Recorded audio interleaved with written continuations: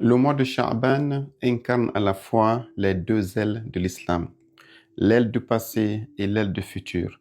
Et tant que l'islam aura ces deux ailes, rien ne pourra l'arrêter. Il va s'étendre et son expansion sur toute la planète sera irréversible. Le troisième jour de ce mois marque la naissance de l'imam al-Hussein alayhi salam, qui incarne l'énergie du passé, et le 15e jour de ce mois marque la naissance de l'imam al-Mahdi, qui marque l'espoir du futur. Une religion qui est boostée par une énergie aussi puissante que Karbala par le passé et qui est tirée par la corde de l'espoir aussi brillante et aussi explosive que l'espoir de la naissance du Sauveur et du Rédempteur qu'on appelle Al-Mahdi, cette religion ne pourra jamais s'essouffler et ses partisans seront toujours de plus en plus galvanisés. En réalité, nous avons le 3 qui marque la naissance de l'imam al-Hussein, qui incarne Karbala. Nous avons le 4 qui marque la naissance d'Abul Fadl al-Abbas, le bras droit de l'imam al-Hussein à Karbala.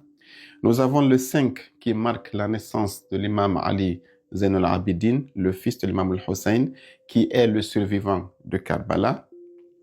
Et nous avons aussi un peu plus tard la naissance de Ali al-Akbar, qui est le fils aîné de l'imam al-Hussein, qui sera le premier petit-fils du prophète qui sera tué à Karbala. Et ensuite, après lui, nous avons la naissance de Al-Qasim ibn al-Mushtaba, qui est le fils de l'imam al-Hassan. Ce fils-là aussi sera aussi tué dans la bataille de Karbala.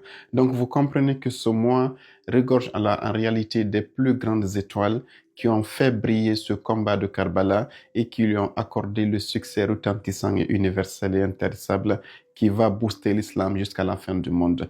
Le prophète a dit que le meurtre de l'imam al-Hussein, son assassinat et son martyre est comme une braise dans le cœur de tout croyant, une braise qui ne va jamais s'éteindre. Mais aussi le 15, comme je l'ai dit, de Sha'ban marque la naissance de l'imam al-Mahdi, Ajjalallahu ta'ala farjahu sharif. À une époque actuelle où il n'y a plus de règles, à une époque où c'est les guerres, c'est les troubles, c'est les maladies, les épidémies, les pandémies, où c'est ce qu'on appelle le bouleversement total de l'ordre mondial, l'humanité ressemble à une femme qui est actuellement en contraction car elle veut mettre au monde le bébé qui va sauver le monde. Lorsque le monde arrive à un tel pic de bouleversement, attendez-vous le plus souvent à la naissance d'un événement grandiose. Et le seul qui est attendu, pas seulement par les musulmans, par les chrétiens, par les juifs, par toutes les religions du monde, les grandes religions du monde, on sait qu'un sauveur viendra, mais nous, on sait que c'est le Mahdi, même s'il a pris d'autres noms dans certaines religions, mais la réalité est que c'est le sauveur de l'univers. Aujourd'hui, suite à ce mois qui vient de commencer, on va essayer de tirer quelques sagesses venant de ces grandes personnalités de ce mois afin de pouvoir éclairer notre foi, galvaniser notre spiritualité et de pouvoir mieux se sentir un esprit saint dans un corps saint. Imam al-Hussein alayhi salam, quand on parle de lui, la première image qui vient dans votre tête, c'est Karbala, c'est l'assassinat, c'est la bataille. Mais il a vécu 54 ans avant cela. Durant ces 54 années, Karbala n'a été que 10 jours de sa vie. Qu'est-ce qu'il a fait de ces 55 autres années? Ça, c'est une question qui reste le plus souvent élidée et qui est vraiment un grand tort qu'on fait à ce grand monsieur.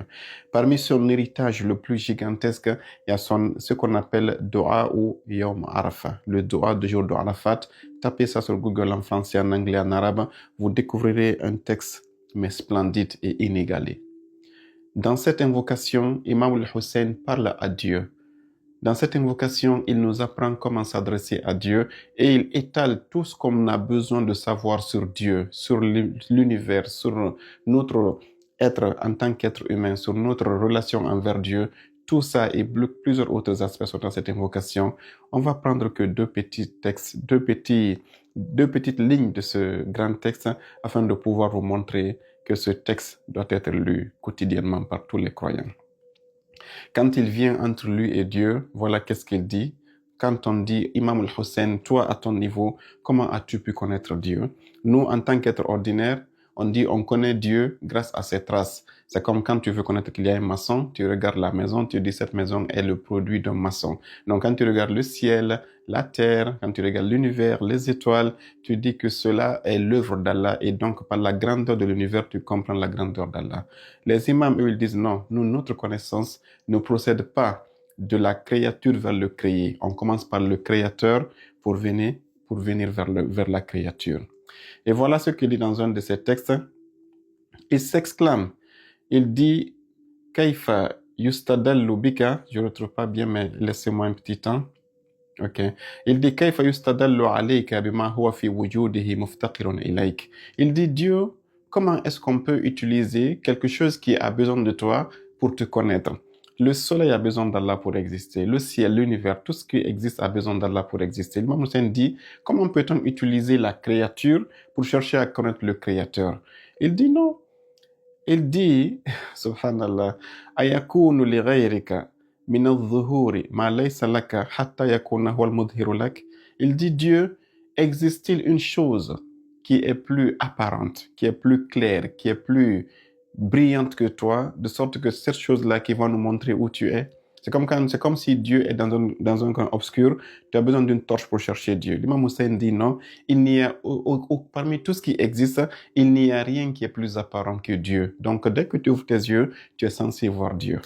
Ça, c'est les yeux du cœur dont il parle réellement. Donc, il dit que nous, on n'a pas besoin du soleil pour savoir que tu existes, parce que le soleil n'est pas plus apparent que toi. Tu es plus apparent que le soleil. Dans la sorte, le hadith, Allah dit, Allah est l'apparent, il est le caché. Imam Hussein dit, nous, on voit l'apparence d'Allah partout où on regarde.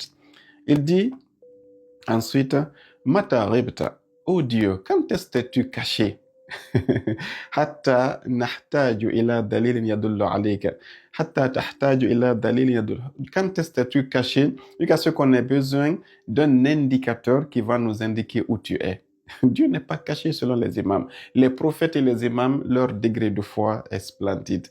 Mais c'est quand tu lis leur invocation, tu regardes comment est-ce qu'ils parlaient à Dieu, tu vois que nous avons beaucoup de travail à faire quant à notre élévation spirituelle.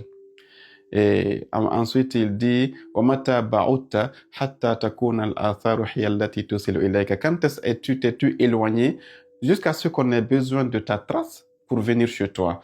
Le maçon, quand il construit la maison, il est parti. C'est quand tu viens à la maison, cette maison, tu vois le design, ça te conduit vers le maçon. Mais l'imam Hussein dit non, Dieu est présent, il n'est pas éloigné et il n'est pas caché, il est l'apparent. Donc ça, c'est des degrés de spiritualité très élevés qui montrent que nous, les chiites, on a un trésor caché dans le tawhid, dans le aqidah qu'on doit aller creuser pour encore galvaniser notre foi. Et ensuite, il dit ici, ça c'est par rapport à l'essence divine, par rapport maintenant aux besoins de Dieu, il a dit, Ilahi taqaddasa ridaka an yakuna lahu illatun minka. Il dit, ta satisfaction est tellement gigantesque et tellement sublime qu'elle n'a même pas besoin d'une cause venant de toi. Nous tous on dit, on cherche la satisfaction d'Allah, ridallah. Il dit, rien ne peut déclencher la ridallah, même Allah lui-même, parce que il est autonome et il est autosuffisant. Il dit, فَكَيْفَ يَكُونُ لَهُ إِلَّةٌ مِنِّي. Il dit, comment moi, en tant qu'être inférieur, puis-je déclencher ta satisfaction? Et il dit, Ilahi antal ghaniyu bidhatika an yasila ilayka naf'u minka. C'est toi qui es tellement splendide et indépendant que rien ne peut venir de toi pour être utile à toi. Comment quelque chose peut venir de moi pour être utile à toi? Donc voilà un peu ce qu'on appelle les imams alayhimus salam. Imam Sajjad alayhi salam, qui est le fils de l'imam al-Hussein, qu'est-ce qu'il dit dans son doigt bihamdi thimali? Il dit, Dieu, si tu me fais rentrer en enfer, je sais que cela va plaire à Satan, ton ennemi. Il dit, si tu me fais rentrer au paradis, je sais que cela va plaire à ton ami Mohammed. Et puis il dit enfin, il dit, mais je sais, Dieu, dans mon fort intérieur, que la joie de ton prophète, le bonheur de ton ami Mohammed, t'est préférable à la joie de ton ami Iblis. Donc fais-moi rentrer au paradis. Ne donne pas à Iblis une chance d'être content. Voilà un peu comment les imams parlent à Dieu. Allez explorer Saïfut al-Sajjadiyya, Mafatih al-Jinan, d'Imam al-Hussein al-Mu'arafa. Et donc, Sha'ban est le mois des imams, est le mois de l'imam al-Mahdi, le mois de l'espérance. Préparons notre entourage à être ceux qui préparent le terrain à l'arrivée du Mahdi. Ajilallahu ta'ala farajahu sharif.